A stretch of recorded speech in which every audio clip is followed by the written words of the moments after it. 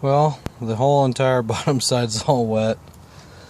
This was full to the brim of water to the level, and that little hole down in there was basically overflowing. So spray some soapy water, and there it was running down right there.